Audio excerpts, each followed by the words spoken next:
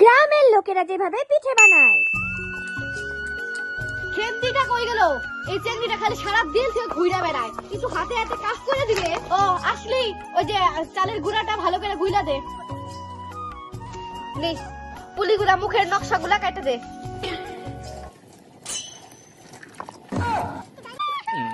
মা এটা আমি খাই। খালি খাই খাই ভিজা ভিজা খড়ি দিয়া বলে পিঠা বানানো যায়। এই চেংড়ি কইছি বেশি করে কয়েকটা সেগুনের পাতা নিয়ে আসবি বাগান থেকে, কিচ্ছু পারে না চেংড়ি। তা হয়েছে হাত জাল লাগবে না, হয়েছে এটাও দিবা এখন। এবার দেখো শহরের লোকেরা যেভাবে পিঠে বানায়। আচ্ছা মম, তুমি পিঠে বানাবে না? সবাইকে দেখলাম পিঠে বানাচ্ছে, স্টোরি দিচ্ছে।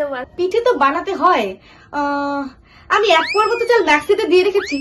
আচ্ছা তুই কি পিঠে খাবি? না মম, আমি পিঠে দিতে খাবো না। খাবি না? তাহলে পিঠে বানাবো কেন? বানাও, যদি আত্মীয় স্বজন আসে তাহলে খেয়ে নেবে। তুই কি পাগল হয়েছিস? আমি আত্মীয় স্বজনের জন্য পিঠে বানাবো?